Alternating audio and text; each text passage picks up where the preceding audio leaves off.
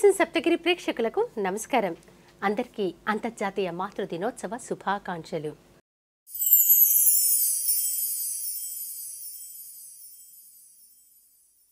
మాతృత్వం అనేది ఆడ జన్మకి ఒక వరం. అమ్మ అనే పిలుపులోని అమృతం దాగి ఉంది. పిల్లల కోసం ఆడవాళ్లు పడేటువంటి తపన తాపత్రయం అంతా ఇంత కాదు. కానీ మారుతున్న జీవన విధానం వల్ల కానివ్వండి, లేదంటే కనుక ఒత్తిడి వల్ల కానీ, వృత్తిపరమైన జీవితం, ఇలా పలు కారణాల వల్ల కొంతమందికి పిల్లలు పుట్టడం లేట్ అవ్వడం జరుగుతుంది. మరి ఈ సమస్యకు పరిష్కారం ఏమిటి? ఆధునిక వైద్య విధానం ఏం చెబుతోంది? ఈ విషయాలని వివరించడానికి ఈరోజు మన దూరదర్శన్ సప్తగిరి స్టూడియోకి విచ్చేశారు fertility specialist, laparoscopic and hysteroscopic surgeon doctor Y Pramoda గారు. నమస్కారం డాక్టర్ వై ప్రమోద గారు. నమస్కారం అండి. డాక్టర్ గారు, అసలు ప్రెసెంట్ డేస్లో చాలామంది ఈ రోజుల్లో చూస్తే కనుక ఆడవాళ్ళు తల్లి అవ్వాలి అనుకుంటారు, కానీ గ్యాప్ కావాలి అనుకుంటారు. మరి వారు అనుకున్న సమయంలో తల్లి అయ్యే అవకాశం ఎలా ఉంటుందంటారు? ముఖ్యంగా ఈ మారిన జీవన శైలిలో మాతృత్వం పొందాల్సిన వాళ్ళు కోరుకునే వయసు అనేది పెరిగిపోతూ ఉంది. ఈ ఉద్యోగం రీత్యా కానీ, చదువుల మూలాన కానీ ప్రెగ్నెన్సీ అయ్యే ఏజ్ అనేది పెరుగుతూ ఉంది. ఇది 30ల దాటిన తర్వాత సహజ సిద్ధంగానే ఆడవారిలో ఈ ఫర్టిలిటీ పొటెన్షియల్ అనేది తగ్గుతూ వస్తుందండి. సో 30 ఇయర్స్ వరకు కూడా పెద్ద ఇబ్బంది ఏమీ ఉండదు, కానీ 30 పైబడిన తర్వాత ఈ వయస్సు యొక్క ప్రభావం ఈ మాతృత్వం మీద చాలానే ఉంటుందండి. డాక్టర్ గారు, అసలు సంతాన లేమికి కారణాలు అంటే పెళ్ళి లేట్గా చేసుకోవడం వల్ల అంటారా? ఎందువల్ల ఎక్కువగా చాలామంది ఆడవాళ్ళు సంతానలేమితో బాధపడుతున్నారు? మొదటగా అసలు సంతానలేమి సమస్య అని ఎప్పుడు అంటాము అనేది చర్చించుకుందాం. ఒక దంపతులు 1 సంవత్సర కాలం పాటు పిల్లలు కావాలనుకొని ప్రెగ్నెన్సీ నిరోధక పద్ధతులు ఏవి కూడా పాటించకుండా సంవత్సర కాలం పాటు ప్రయత్నం చేసినా కూడా ఫలితం లేదు అన్నప్పుడు సంతానలేమి సమస్య ఉండొచ్చు అని మనం అనుకుంటాము. దీనికి కారణాలు ఇప్పుడు రకరకాల స్టేజెస్లో చెప్పొచ్చండి. మొదటగా దీనికి ముందు మనం అసలు లోపల సిస్టమ్ ఎలా రన్ అవుతుంది అనేది బ్రీఫ్గా చర్చించుకుందాం. లోపల ఈ ఫీమేల్ రిప్రొడక్టివ్ సిస్టమ్ అనే దాంట్లో కొన్ని అవయవాలు కలిపి ఈ సిస్టమ్గా రూపొందుంటుంది. మొదటగా గర్భసంచి అనేది మధ్యలో బిడ్డ పెరగడం అంతా దీనిలోనే జరుగుతుంది. ఈ గర్భసంచికి ఇరువైపులా కుడివైపు ఒకటి పైప్ లాంటిది ఫెలోపియన్ ట్యూబ్ రైట్ సైడ్ అంటాము, అలాగే ఎడమ వైపున ఒకటి లెఫ్ట్ ఫెలోపియన్ ట్యూబ్ అంటాము. ఇలా నిర్మాణం జరిగి ఉంటుంది. ఈ ఫెలోపియన్ ట్యూబ్కి చివరన అండాశయాలు అంటాము. ఇది కుడివైపున ఒకటి ఎడమ వైపున ఒకటి అండాశయాలు ఉంటాయి. బిడ్డ ఏర్పడాలి అంటే ఈ అండాశయాల నుంచి అండం అనేది ఒకటిను, అలాగే మగవారి నుంచి కణము స్పర్మ్ అంటాం, అది 2 కలిస్తేనే బిడ్డ ఏర్పాటు అనేది జరుగుతుంది. ఈ ఫీమేల్ రిప్రొడక్టివ్ సిస్టమ్ అంతా కూడా మన బ్రెయిన్లో ఉన్న పిట్యూటరీ గ్లాండ్ అనే దాని కంట్రోల్లో ఈ సిస్టమ్ ఫంక్షనింగ్ జరుగుతూ ఉంటుంది. సో కారణాలు ఇలా కరెక్ట్గా ఫంక్షనింగ్ లేదు అని అనడానికి కారణాలు ఈ పైనుంచి మనం విభజించవచ్చు. మొదటగా సెంట్రల్ రిలేటెడ్ అంటే ఈ పిట్యూటరీకి సంబంధించినది. ఇక్కడ ఎక్కువ ఎఫెక్ట్ చూపించేవి ఏంటి అంటే వయసు ఒకటిను, ఒబేసిటీ, థైరాయిడ్, ఇతర ఎండోక్రైన్ డిజార్డర్స్ అంటాము, అంటే హార్మోన్ ప్రాబ్లమ్స్, ఇంకా ముఖ్యంగా స్ట్రెస్ అండి. ఈ కాలంలో తరచుగా వింటున్న పదం స్ట్రెస్, మగవారిలో కూడా ఆడవారిలో కూడా. ఎప్పుడైతే మనము ఎయిదర్ ఫిజికల్ ఆర్ మెంటల్ స్ట్రెస్కి గురి అవుతామో ఈ పిట్యూటరీ గ్లాండ్ నుంచి కొన్ని హార్మోన్స్ అనేవి విడుదల జరుగుతాయి. ఈ హార్మోన్స్ మళ్ళీ ఈ యూట్రస్ ఓవరీస్ మీద పనిచేయాలి. ఈ పనిచేయడం అనేది క్రమ పద్ధతిలో జరగకపోవడం మూలాన ఈ ఫంక్షనింగ్ నుంచి విడుదల అవ్వాల్సిన అండం అనేది విడుదల జరగకపోవడం, ఇదివరకు మాట్లాడుకున్నట్టు అండం విడుదల జరగకుండా బిడ్డ ఏర్పాటు అనేది కూడా కుదరదు. కాబట్టి ప్రెగ్నెన్సీ నిలబడకపోవడం లాంటి సమస్యలు ఎదుర్కొంటున్నాం. డాక్టర్ ప్రమోద గారు, ఇప్పుడు అతి చిన్న వయసులోనే 8-9 ఏళ్ల వయసులోనే ఆడపిల్లలు మెచ్యూర్ అవ్వడం జరుగుతుంది. ఇది ఎందువల్ల అంటారు? అంటే వాళ్ళు తినేటువంటి ఫుడ్ వల్ల అంటారా? హార్మోన్ ఇంబ్యాలెన్సా? ఎందుకు? ఇది వారి ఫ్యూచర్కి ఏదైనా ప్రమాదం అయ్యే అవకాశం ఉందా? ఖచ్చితంగా ఉంటుందండి. ఇప్పుడు ఒక ఫీమేల్ ఒక బిడ్డ జన్మించినప్పుడు ఆ బిడ్డకి లోపల నిర్మితమైన గర్భసంచి పక్కన అండాశయాలని ఉంటాయని చెప్పాం కదా. ఈ అండాశయాలలో అండాలు అనేవి ఉంటాయి, ఎగ్స్ అంటాం వాటిని. ఈ అండాలు అనేవి ఒక ఫిక్స్డ్ నంబర్లోనే ఉంటాయండి. ఈ అండాలు అన్నవి పెద్ద మనిషి, ఆ బేబీ పెద్ద మనిషి అయిన తర్వాత సుమారుగా 12 సంవత్సరాల చుట్టుపక్కల పెద్ద మనిషి అయిన తర్వాత నుంచి నెలకి ఒక 8 నుంచి 10 అండాలు ఒక్కొక్క అండాశయం నుంచి పెరగడం, అందులో ఆ 16 నుంచి 20 మధ్యలో అంతా కలిపి ఒక్కటి మాత్రమే ఎగ్గా వృద్ధి చెంది మెచ్యూర్ స్టేజ్కి వెళ్ళి ఎగ్ రిలీజ్ అవ్వడం అనేది జరుగుతుంది. ఈ జరగడం మూలాన అర్లీగా ప్యూబర్టీ అంటే పెద్ద మనిషి అవ్వడం మూలాన ఈ ఎగ్స్ అనేవి కూడా ఫిక్స్డ్ నెంబర్ ఆఫ్ ఫాలిక్యూల్స్ ఉంటాయి, అర్లీగా లాస్ అవుతూ ఉంటాం. కాబట్టి 30 సంవత్సరాల దగ్గరకు వచ్చేటప్పటికి అండాశయాలలో మిగిలి ఉన్న అండాల సంఖ్య చాలా క్రిటికలీ లో లెవెల్కి వెళ్తూ ఉంది. ఈ లోపల వీళ్ళు ఫ్యామిలీ ప్లాన్ చేసుకోకపోవడం, ఈ కారణాల చేత ఎక్కువ ఈ ఫర్టిలిటీ ఇష్యూస్ అనేవి మనం ఎదుర్కోవాల్సి వస్తూ ఉంది. దీనికి బేస్ అయిన ఈ ప్యూబర్టీ అనేది ఎందుకు ఇంత త్వరగా జరుగుతుంది అనేదానికి కారణం మళ్ళీ కూడా ఈ మారిన జీవనశైలి అనే చెప్పుకోవచ్చండి. ఫుడ్, ముఖ్యంగా ఎన్విరాన్మెంటల్ టాక్సిన్స్, మనము నివసిస్తున్న ఎన్విరాన్మెంట్ నుంచి అవనివ్వండి, మనం వాడుతున్న వస్తువుల నుంచి అవనివ్వండి, ఈ పొల్యూషన్కి సంబంధించి అవనివ్వండి, ముఖ్యంగా మనం తీసుకునే ఆహారం మీద కూడా ఈ షిఫ్ట్ అనేది జరుగుతూ ఉంది. అంతో ఇంతో జెనెటిక్ షిఫ్ట్ కూడా జరుగుతుంది. బట్ అది ఫుల్ ఫ్లెడ్జ్డ్గా జెనెటిక్ కాజ్ అని చెప్పడానికి కొన్ని జనరేషన్సే జరగాలి. ఇప్పుడైతే ఇవే ముఖ్య కారణాలుగా చెప్పుకోవచ్చు మనం. డాక్టర్ గారు, ఇప్పుడు మీరు చెప్పారు ఇతరత్ర అనేక కారణాలు అని. అసలు వీళ్ళు గనక అంటే ఎల్లిగా మెచ్యూర్ అయిన వాళ్ళు కూడా వాళ్ళు ఏ వయసులో మ్యారేజ్ చేసుకోవాల్సి ఉంటుంది? తొందరగా పిల్లలు కనవలసి ఉంటుందంటారా? ఎలాంటి కేర్ తీసుకోవాలంటారు? వారికి మీరు ఇచ్చే సలహా? ఈ ఫర్టిలిటీకి సంబంధించి వయసుకి ఫర్టిలిటీకి చాలా దగ్గర సంబంధం ఉంది. ప్రకృతి రీత్యా కూడా 30 పైబడిన స్త్రీలలో గర్భం దాల్చే శక్తి తగ్గుతూ వస్తూ ఉంటుంది. ఎప్పుడైనా మేము 30 లోపలే ఫ్యామిలీ కంప్లీట్ చేసుకోమని సలహా ఇస్తూ ఉంటాము. దానికి వాళ్ళు ఒక అవగాహన అనేది ముందుగానే ఉండాలి. ఇప్పటి కాలంలో ఈ ఉద్యోగ రీత్యా లేదా ఈ అలయన్సెస్ అనేవి ఇంకా వాళ్ళు డెసిషన్ మేకింగ్ లేట్గా చేసుకోవడం మూలాన ఇది లేట్గా జరుగుతూ ఉంది. దాని తర్వాత ఈ ఇష్యూస్ ఎదుర్కొంటున్నారు అన్న అవగాహన కూడా కొంతమంది వస్తూ ఉంది. ఇలాంటి వాళ్ళు సోషల్ ఫ్రీజింగ్ అనే పద్ధతిని కూడా వీళ్ళు స్వాగతిస్తున్నారు. అంటే పెళ్ళికి ముందే కూడా ఈ ఎగ్స్ అనేవి బాడీలో నుంచి తీసి స్టోర్ చేసి పెట్టుకోవడం, ఫ్రీజ్ చేసుకొని స్టోర్ చేసి పెట్టుకోవడం అనే పద్ధతి ద్వారా ఈ ప్రాబ్లం అనేది కొంతవరకు సాల్వ్ చేసుకోవచ్చు. ఈ ట్రీట్మెంట్ మొదటగా వచ్చేసి ఈ చిన్న వయసులో క్యాన్సర్స్ ఎదుర్కొంటున్న మగపిల్లలు కానివచ్చు, ఆడపిల్లలు కానివచ్చు, ఈ క్యాన్సర్కి సంబంధించి ట్రీట్మెంట్ ఇస్తున్న క్రమంలో ఈ అండాశయాలలో ఉన్న అండాలు కానీ, అలాగే మగవారిలో ఈ టెస్టిస్లో ఉన్న స్పర్మ్స్ అనేవి కానీ తర్వాత డెవలప్ అవ్వవు ఈ ట్రీట్మెంట్ తర్వాత. అందుకని ఈ ట్రీట్మెంట్కు ముందుగానే వీళ్ళవి ఎయిదర్ స్పర్మ్స్ కానీ ఈ ఎగ్స్ కానీ తీసి ఈ లిక్విడ్ నైట్రోజన్ క్యాన్స్ అనే దాంట్లో క్రయో ట్రీట్మెంట్ చేసి ఫ్రీజ్ చేసి పెడతాం. తర్వాత ఫ్యూచర్లో ఈ ట్రీట్మెంట్ అయిన తర్వాత వాళ్ళు ఎప్పుడు పెళ్ళి తర్వాత ప్రెగ్నెన్సీ కావాలనుకుంటున్నారో అప్పుడు దీన్ని నార్మల్ టెంపరేచర్కి తీసుకురావడం, బేబీని తయారు చేయడం, ఆ ఎంబ్రియోస్ని ట్రాన్స్ఫర్ చేయడం అనే పద్ధతి ద్వారా వీళ్ళకి సంతానం అనేది కలిగించవచ్చు. ఇది చాలా మంచి ట్రీట్మెంట్ అండి. అంటే ఇప్పుడున్నటువంటి అధునాతన పద్ధతుల్లో ఈ క్యాన్సర్ లాంటి ఇతరత్ర హెల్త్ ప్రాబ్లమ్స్ ఉన్న వాళ్ళు ఈ ఫ్రీజింగ్ అన్న పద్ధతిని వాళ్ళు వాడుకోవచ్చు వైద్యుల సలహా మేరకు.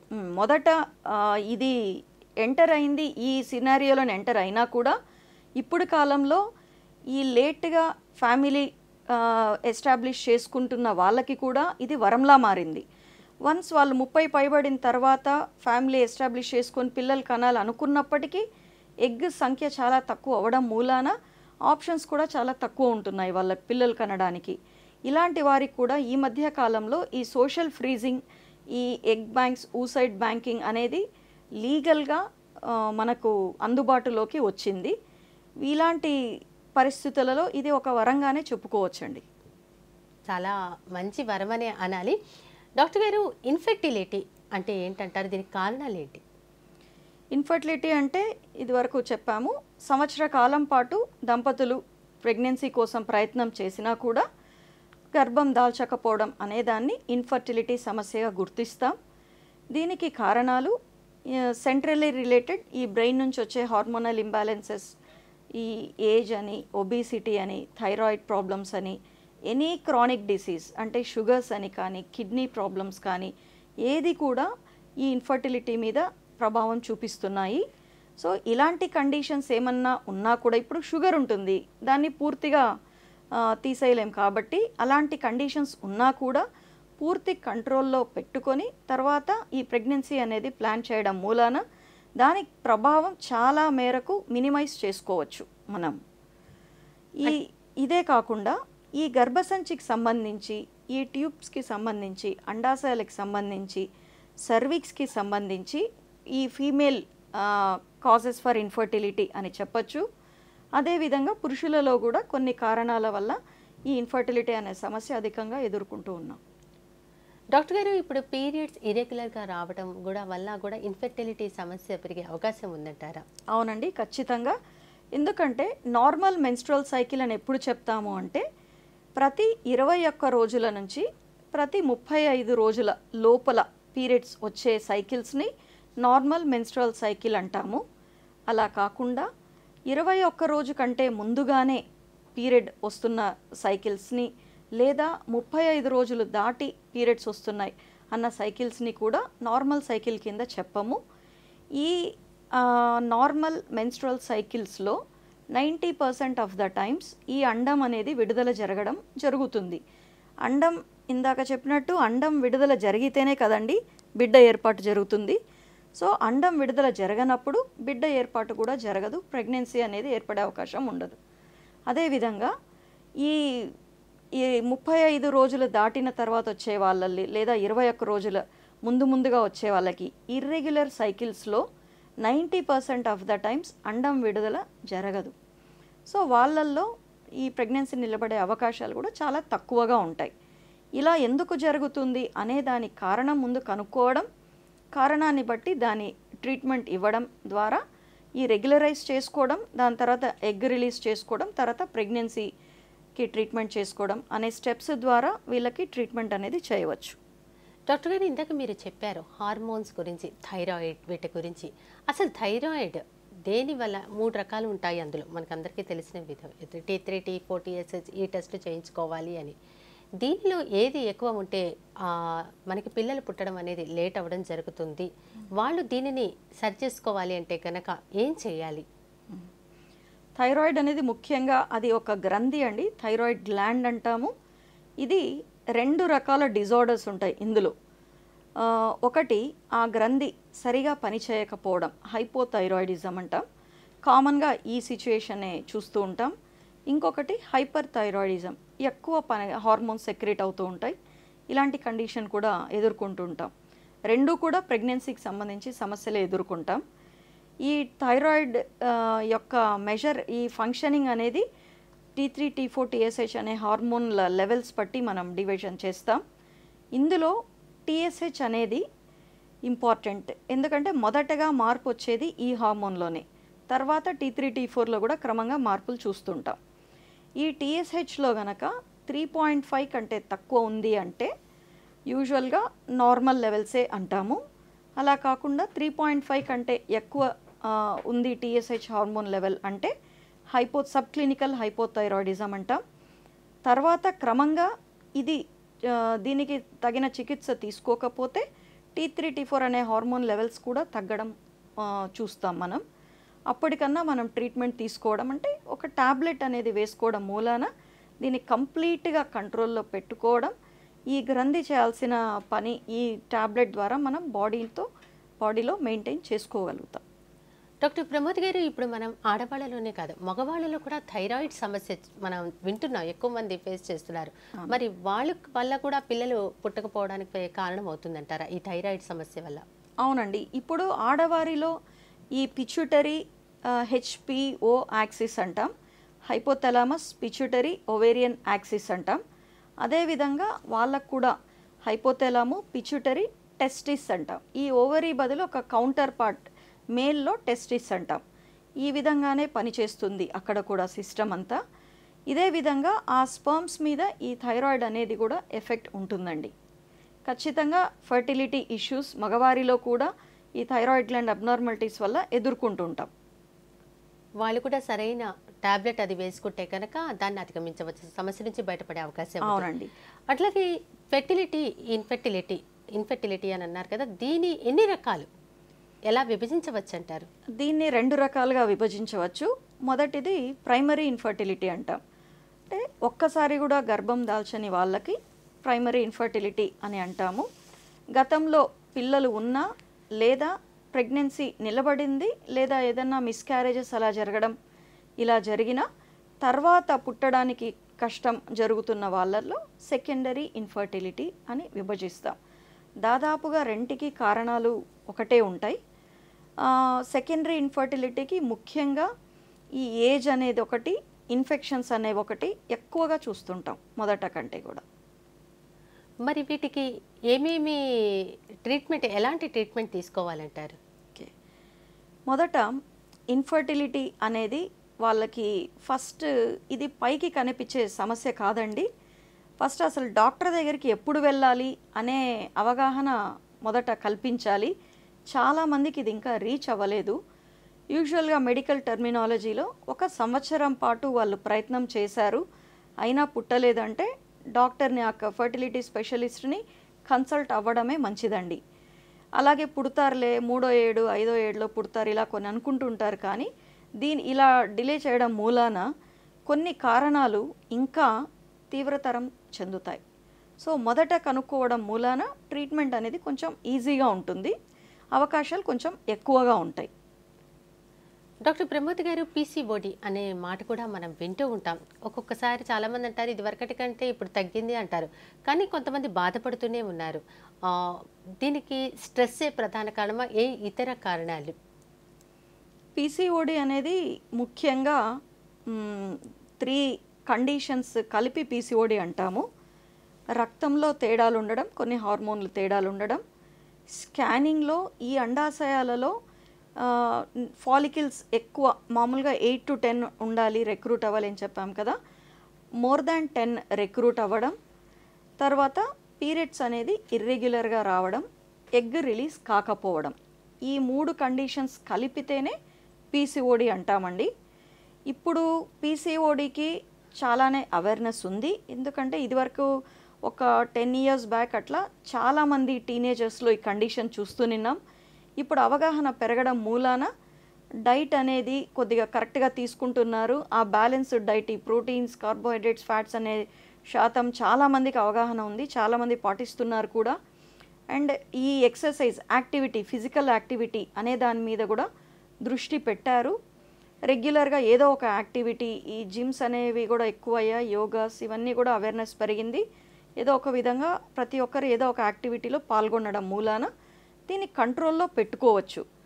ముఖ్యంగా ఈ పీసీఓడి అనేది ఒక ఏజ్ గ్రూప్లో చూసామంటే ఓన్లీ ఈ మెన్స్ట్రల్ ప్రాబ్లమ్స్ అనేది ఒకటే ఉంటుంది. పెళ్ళి అయిన తర్వాత ఎదుర్కొనే ముఖ్యమైన సమస్య ఈ ఇన్ఫర్టిలిటీ. ఈ ఇన్ఫర్టిలిటీ పీసీఓడిలో వల్ల వచ్చే ఇన్ఫర్టిలిటీలో మొట్టమొదటగా చెప్పేది ఈ లైఫ్ స్టైల్ మోడిఫికేషన్సే. అంటే ఈ వెయిట్ ఎవరైనా ఎక్కువ ఉన్నప్పుడు ఈ బిఎంఐ అనేది లెవెల్స్లో రేంజ్లోకి తీసుకురావడం, ఈ దానికి ముఖ్యంగా ఆహారం, యాక్టివిటీ మళ్ళీ కూడా. ఇంకా కొంతమందికి షుగర్స్ అట్లా ఎక్కువ ఉంటాయి, థైరాయిడ్ ఉంటాయి, అవి కంట్రోల్లో పెట్టుకోవడం, ఇవి లైఫ్ స్టైల్ మోడిఫికేషన్స్ మొదటగా చెప్తాం. ఈ పీసీఓడి అనే వాళ్ళల్లో ఈ లైఫ్ స్టైల్ మోడిఫికేషన్స్ అనే మొదట స్టెప్లోనే చాలామంది సక్సెస్ అవుతుంటారు. అంటే ఇప్పుడు ఫర్ ఎగ్జాంపుల్ ఒబీస్ ఉన్నారనుకోండి, వాళ్ళల్లో 10% ఆఫ్ వెయిట్ రిడక్షన్, అంటే 70 kgs ఉన్న వాళ్ళు 10% అంటే 7 kgs, 63 కేజీలకి బరువు తగ్గినా కూడా వాళ్ళకి పీరియడ్స్ రెగ్యులరైజ్ అవ్వడం, ప్రెగ్నెన్సీ నిలబడడం అనే ఛాన్సెస్ ఎనార్మస్గా పెరుగుతాయి. పీసీఓడి అనేది ఈ లైఫ్ స్టైల్ మోడిఫికేషన్స్తోనే ఇప్పుడు కాలంలో చాలా మటుకు కంట్రోల్ చేయగలుగుతున్నాం.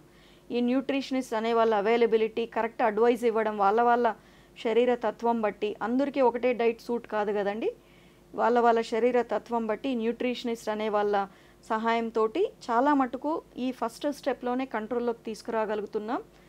నెక్స్ట్ ట్రీట్మెంట్ పరంగా చూస్తే పీసీఓడికి పిల్లల గురించి ముఖ్యంగా ట్రీట్మెంట్ అనేవి చాలా ఎక్సలెంట్ ట్రీట్మెంట్స్ ఉన్నాయండి. దానివల్ల ఇప్పుడు అంత కష్టతరం అయితే కాదు పీసీఓడి ట్రీట్మెంట్ అనేది. డాక్టర్ గారు, వంశపారంపర్యం వల్ల కూడా ఈ సమస్యలు వచ్చే అవకాశం ఉంది అనే మాట కూడా వింటున్నాం, నిజమేనంటారా ఇది? వంశపారంపర్యంగా ఉన్నాయండి, కొన్ని కండిషన్స్ ఉన్నాయి వంశపారంపర్యంగా. అంటే జెనెటిక్ డిసార్డర్స్ అంటాము, అవి కొద్ది మేరకు ఎఫెక్ట్ చూపిస్తాయి, బట్ అంత కామన్ ఏం కాదు అవి. అది కూడా ఒక కారణం ఉంది. ఇప్పుడు పీసీఓడి కూడా ఈ జెనెటిక్ కాజ్ ఉంటుంది, అలాగే కొన్ని ఫైబ్రాయిడ్స్ అంటాం అలాంటివి జెనెటిక్ కాజ్ ఉంటుంది, థైరాయిడ్ డిసార్డర్స్కి కూడా జెనెటిక్ కాజ్ ఉంటుంది. ఇవన్నీ కూడా ఆ కోవ కిందకే మనం చెప్పుకోవచ్చు. అంటే తాత ముత్తాతల కాలంలో ఎక్కువ మంది పిల్లలు ఉండేవాళ్ళు, తర్వాత క్రమంగా ఒకళ్ళిద్దరికి అయ్యి ఇప్పుడు అసలు పిల్లలు పుట్టకపోవడం జరుగుతోంది. ఇలా ఎందుకు మార్పు అనేది వచ్చిందంటారు?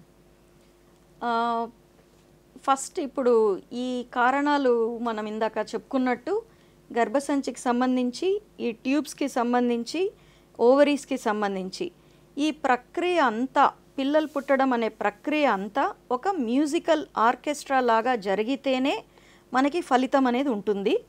ఎక్కడ ఒక చిన్న మిస్ అయినా కూడా ఫలితం అనేది ఉండదు.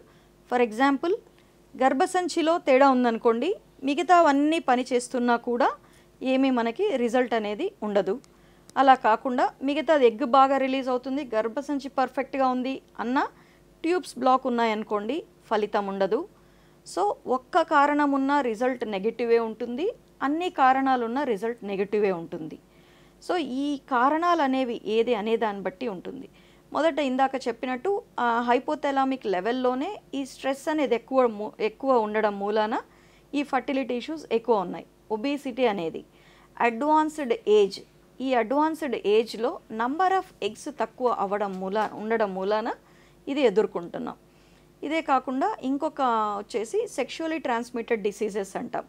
ఈ మల్టిపుల్ పార్ట్నర్స్ మూలాన ఈ ఇన్ఫెక్షన్స్ అనే రేట్ ఎక్కువ ఉండడం మూలాన ఈ ట్యూబల్ బ్లాకేజ్ అండ్ గర్భసంచి లోపల పొర ఉంటుందండి, ఎండోమెట్రియం అంటాం.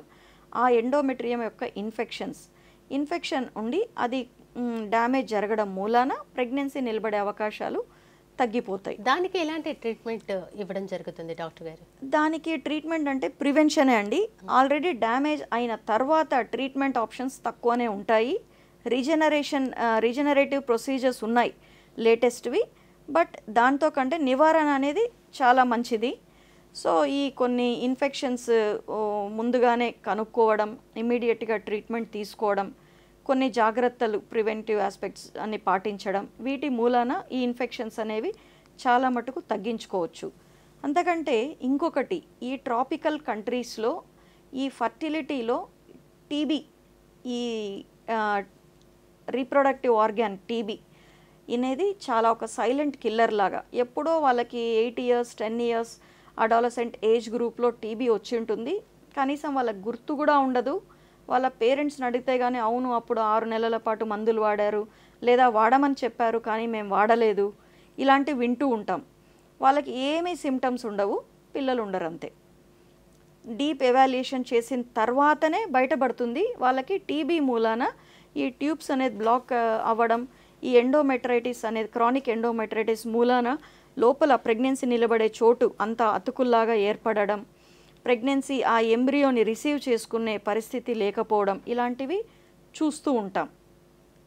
డాక్టర్ ప్రమోద్ గారు, ఎక్టోపిక్ ప్రెగ్నెన్సీ అనే మాట మనం వింటూ ఉంటాం. దానివల్ల వెంటనే అబార్షన్ చేయడం జరుగుతుంది, లేదంటే తల్లి ప్రాణానికి ప్రమాదం అంటారు. తర్వాత వాళ్ళు మళ్ళీ పిల్లలు కనడానికి ఎంత గ్యాప్ తీసుకోవాలి అంటారు? వాళ్ళకి నార్మల్గానే పిల్లలు పుట్టే అవకాశం ఉందంటారా? ఓకే, ఈ ఎక్టోపిక్ ప్రెగ్నెన్సీ, ఇప్పుడు ప్రెగ్నెన్సీ నిలబడే విధానం, ఈ ఎగ్ అనేది అండాశయం నుంచి డేట్కి మధ్యలో అంటే మిడ్ సైకిల్లో ఈ అండం అనేది రిలీజ్ జరుగుతుంది. ఈ అండాశయం నుంచి అండం విడుదల జరిగాక ట్యూబ్లో ఎంటర్ అవుతుందండి. ట్యూబ్లో ఎంటర్ అయిన తర్వాత 1 నుంచి 3 రోజుల వరకే ఆ ఎగ్ అనేది లైఫ్ తోటి ఉంటుంది. ఈ టైంలో ఈ ఎగ్ అనేది స్పర్మ్తో కలిసినప్పుడు జైగోట్ అనేది ఏర్పడుతుంది. అది ట్యూబ్లో ప్రయాణం చేసి గర్భసంచిలోకి ఎంటర్ అయ్యి గర్భసంచిలో ఏదో ఒక గోడకి అతుక్కొని అది బిడ్డగా పెరుగుతుంది. ఒక్కొక్కసారి ఈ ట్యూబ్లో కొన్ని సమస్యలు, ఇందాక నేను చెప్పినట్టు ఈ సెక్షువల్ ట్రాన్స్మిటెడ్ ఇన్ఫెక్షన్స్, ముఖ్యంగా క్లమీడియా, గొనోరియా అండ్ టీబీ కూడా, ఈ 3 కారణాలు ముఖ్యంగా ఎక్కువ చూస్తుంటాం.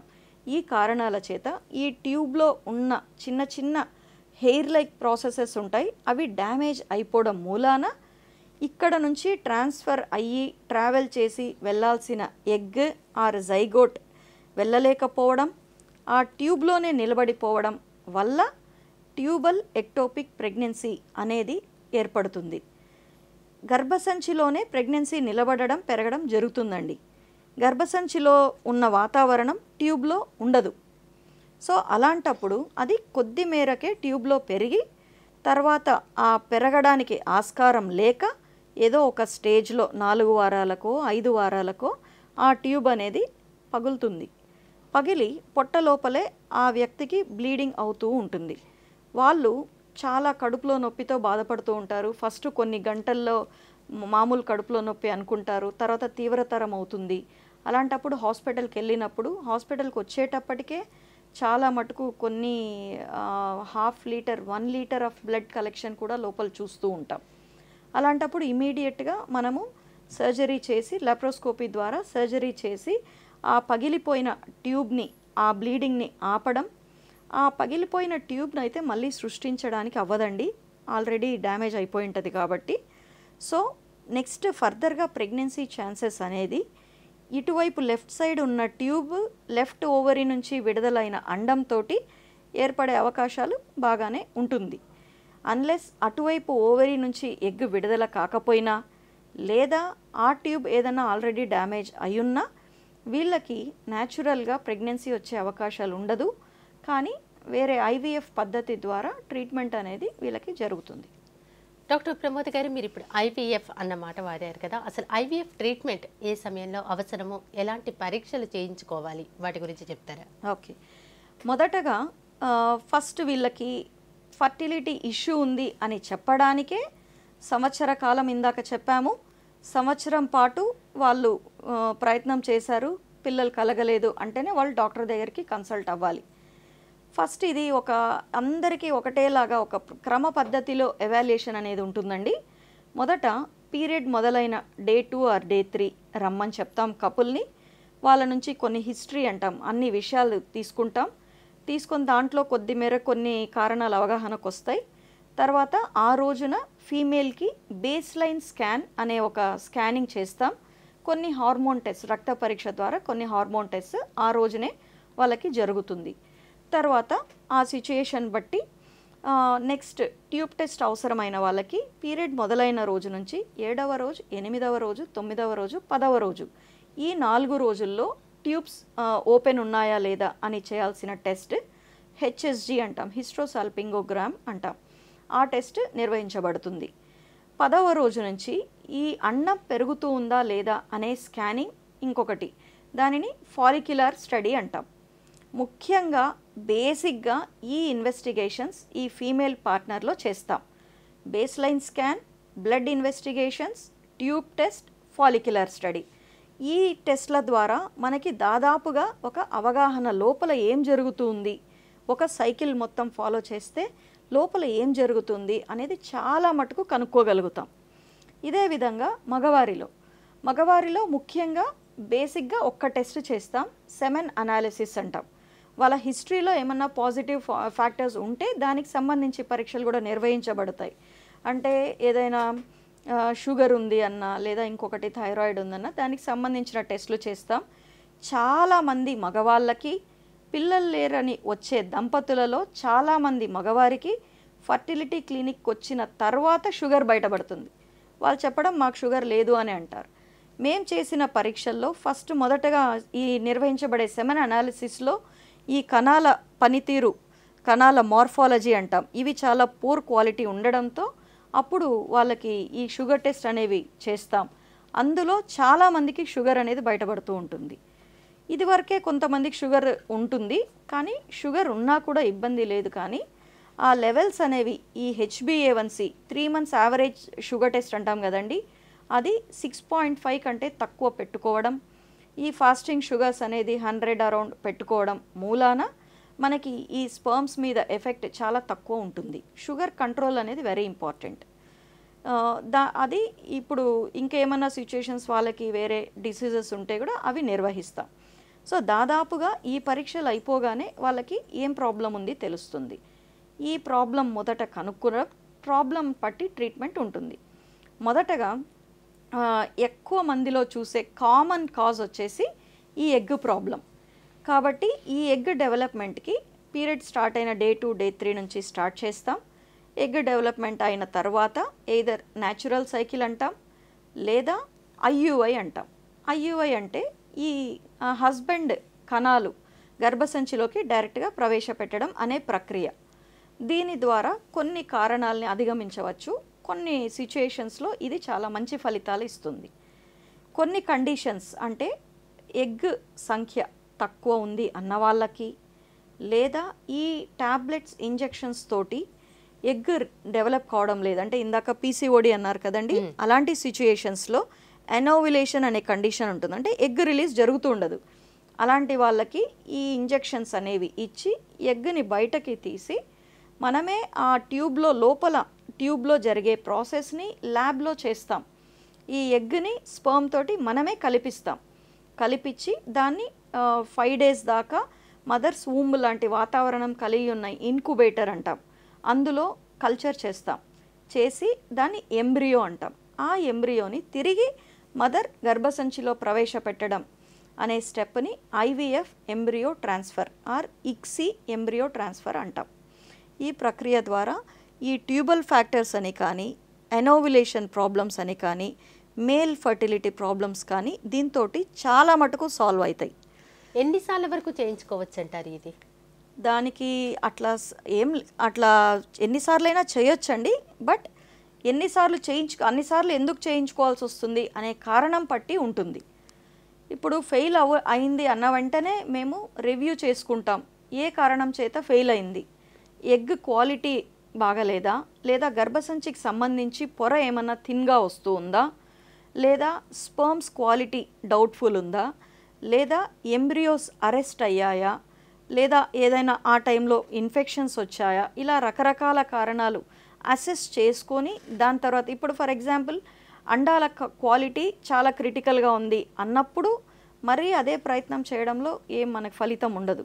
అలాంటి వారికి డోనర్ గ్యామెట్స్ ఆప్షన్ అనేది ఉంటుంది.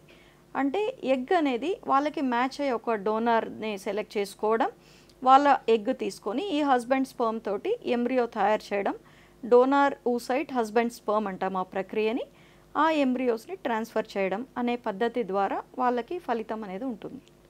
డాక్టర్ ప్రమోద్ గారు, కోవిడ్ వచ్చినటువంటి నేపథ్యంలో మరి ఎలాంటి కేర్ తీసుకోవాలి అని అంటారు పిల్లలు కలగాలి అనుకునే వాళ్ళకి? కోవిడ్ అనేది చాలా అన్ఎక్స్పెక్టెడ్ థింగ్ అండి. కేర్ అంటే ప్రివెన్షన్ అనేది ఏమీ తెలియదు, ఇంకా కాన్సిక్వెన్సెస్ అనేవి కూడా ఏ మేరకు ఉన్నాయి పూర్తి అవగాహన కూడా లేదండి ఇప్పటి వరకు. బట్ ఎఫెక్ట్ అయితే చాలానే ఉంది, కోవిడ్ వల్ల ప్రభావం అయితే చాలానే ఉంది. ముఖ్యంగా మేల్ ఫర్టిలిటీ మీద కోవిడ్ ఎఫెక్ట్ చాలా ఉంది. ఇప్పుడు కోవిడ్కి ముందు ఈ ఫర్టిలిటీ క్లినిక్స్కి వస్తున్న వాళ్ళకి టెస్ట్ చేసినప్పుడు అనాలిసిస్లో పారామీటర్స్ ఒకలా ఉంటున్నాయి. తర్వాత గ్యాప్ వచ్చింది కదండి, క్లినిక్స్ ఫంక్షనింగ్ సరిగా లేదు, వాళ్ళు కూడా రీచ్ అవ్వలేదు క్లినిక్స్కి. మేబీ 1 year తర్వాత 1.5 year తర్వాత వచ్చినప్పటికీ 7 పారామీటర్స్ చాలా తేడాగా ఉన్నాయి. ఇది వాళ్ళు క్వశ్చన్ చేస్తున్నారు, ఎందుకు ఇది వరకు బాగున్నాయి అన్నారు ఇప్పుడు ఇలా ఉంది అంటున్నారు. అంటే కోవిడ్ వచ్చిన వాళ్ళకి, కోవిడ్ అఫెక్ట్ అయిన వాళ్ళకి ముఖ్యంగా అది ఒక రీజన్ చెప్పుకోవచ్చు. తర్వాత వర్క్ ఫ్రమ్ హోమ్ ఆప్షన్ వల్ల రేడియేషన్కి ఎక్స్పోజర్ ఎక్కువ ఉండడం, ఈ ల్యాప్టాప్ మీద పెట్టుకొని చేసుకోవడం, దీనివల్ల కూడా ఉంటుంది అనేది కూడా ఒకటి ఉందండి. అంటే ఐడియా ఉంది, బట్ ఇది కరెక్టో కాదో ఇంకా నిర్ధారణ అయితే జరగలేదు. ఉన్న వాటిల్లో కారణాలు అసెస్ చేసుకున్నప్పుడు ఇవి ఎక్కువగా కనిపిస్తున్నాయి, వీళ్ళల్లో ఎక్కువగా కనిపిస్తున్నాయి. డాక్టర్ ప్రమోద గారు, ఏఆర్టీ బిల్ అనే మాట వింటున్నాం. అసలు ఆ ఏఆర్టీ బిల్ అంటే ఏంటంటారు? ఇప్పుడు ముఖ్యంగా బిల్స్ అనేవి ఎప్పుడు వస్తాయండి, ఎప్పుడైతే సమస్య ఎక్కువ కనపడుతుందో సొసైటీలో ఆటోమేటిక్గా దాని మీద ఒక నియంత్రణ కోసం, ఒక కంట్రోల్ కోసం బిల్ అనేవి ఏర్పడతాయి. అదేవిధంగా ఇప్పుడు ఈ సంతానోత్పత్తి అనేదే ఒక క్లిష్టతరమైన ఆ రేషియోస్ అనేవి చాలా ఇంకా రాబోయే కాలాల్లో ఇంకా కూడా చాలా తగ్గే అవకాశాలు ఉన్నాయి. దీని మూలన దీన్ని ఒక నియంత్రణ కోసం, ఇంకా క్వాలిటీ పెంచడం కోసం ఏప్రిల్ 2023లో ఈ ఏఆర్టీ బిల్ పాస్ అయిందండి పార్లమెంట్లో. దీని ప్రకారం ఏఆర్టీ క్లినిక్ అంటే ఎలా ఉండాలి, ముఖ్యంగా ఇన్ఫ్రాస్ట్రక్చర్, ఇప్పుడు బిల్డింగ్ ఎలా ఉండాలి, డైమెన్షన్స్ ఎలా ఉండాలి, ఎలాంటి ఫెసిలిటీస్తో కలిగి ఉండాలి, ఎలాంటి ఎక్విప్మెంట్ ఉండాలి లోపల, రూమ్ డైమెన్షన్స్ ఎంత ఉండాలి, ఎలాంటి వాతావరణం ఉండాలి లోపల, ఇలాంటివన్నీ మనకు ఒక నిర్దిష్టంగా కొన్ని రూల్స్ అనేవి ఫామ్ చేశారు. దీని ప్రకారమే ఫర్దర్గా ఏఆర్టీ క్లినిక్స్ అన్నీ ఫంక్షనింగ్ అవుతూ ఉంటాయి. ఇన్ఫ్రాస్ట్రక్చర్ అనే కాదు, ఎక్విప్మెంట్ అనే కాదు, ఈ పర్సనల్ ఐవీఎఫ్ క్లినిక్లో పనిచేసే వాళ్ళు పలానా వ్యక్తి ఇంత ఎక్స్పీరియన్స్తో ఈ పని చేయడానికి అర్హులు, వీళ్ళు మాత్రమే ఐవీఎఫ్ సెంటర్ అనేది ఆర్ ఐవీఎఫ్ క్లినిక్స్ అనేది స్థాపించడానికి వీలుంటుంది అనేవి చాలా క్రమబద్ధీకరించారు. చాలా ఇప్పుడు బాగా ఫంక్షనింగ్ అనేది కూడా చాలా పర్ఫెక్ట్గా నడుస్తూ ఉంది. డాక్టర్ ప్రమోద గారు ఎన్నో విషయాలు మరి తెలియజేశారు. మరి సరైన సమయంలోనే పిల్లల్ని కనాలి, ఒకవేళ ఏదైనా లేట్ అయితే కనుక వెంటనే డాక్టర్ని సంప్రదించవలసిన అవసరం ఎంతైనా ఉంది. ఈ రోజుల్లో ఎన్నో అధునాతన పద్ధతులు ఉన్నాయి. మరి తల్లి కావాలనేటువంటి కోరిక తప్పనిసరిగా తీరుతుంది. ఈరోజు మా దూరదర్శన్ సప్తగిరి స్టూడియోకి విచ్చేసి ఎన్నో విషయాలను వివరంగా తెలియజేసినందుకు మీకు ధన్యవాదాలు. నమస్కారం అండి. నమస్కారం. మా దూరదర్శన్ సప్తగిరి ప్రేక్షకులందరికీ మరోసారి మాతృ దినోత్సవ శుభాకాంక్షలతో నమస్కారం.